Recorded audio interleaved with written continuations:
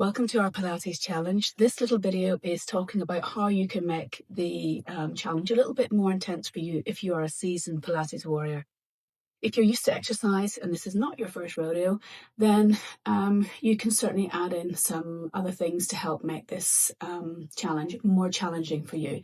But I would caveat that with making sure that you are actually doing the exercise correctly, with focus, with concentration and with precision before you start adding in other things. And certainly if you are new to this, do not let your ego take over and add in lots of stuff, because you don't want to put yourself at risk. You want to make sure that this is going to benefit you, that you have all your alignment correct, and that you're actually really focusing on what's happening in here, not adding too much stuff out here.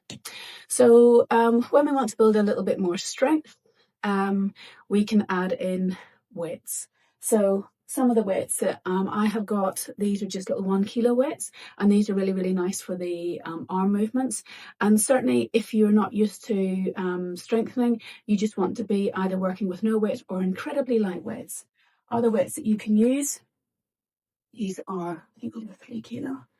Yeah, so these are quite a lot heavier, and so you want to be quite particular as to when you use these.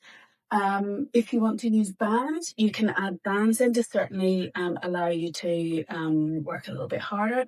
You can use the bands around your thighs.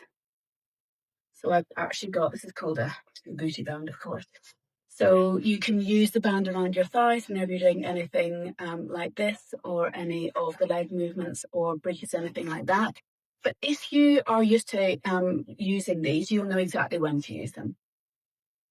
Okay, another thing that you can use are these little ankle weights that strap onto your ankles or your wrists. And so you just pop them on like that, or you can pop them around your wrist like that. But I think these are probably 1.5 kilos, so that's also quite strong. But another way of working a little bit harder, challenging yourself a little bit more, is to increase your reps. So if I say do 5 reps, maybe you want to pause and then do 10 reps whenever you feel you can. You can also add in another set. So you can add in another set of 5 reps or another set of 10 reps. You can also slow those reps down. You can have a more focused breath with intention. You want to think about the mind-body connection whenever you're doing this challenge, because that's also going to make you work a little bit harder and a lot more deeply. Not sure that's very good English. So precision and control over speed. You can also bring these Pilates principles into other activities that you do. So you can be thinking about, if you go and do a weight session, you could be thinking about, am I centered?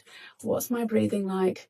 Am I in alignment? Are my ribs connected? If you are doing other activities, like you go out for a run or you go out for a walk, add your Pilates in after you've already emptied your tank slightly. Okay, so if you think, well, I actually want to work a little bit harder and this is too easy for me, then pop the challenge in after you've done something else.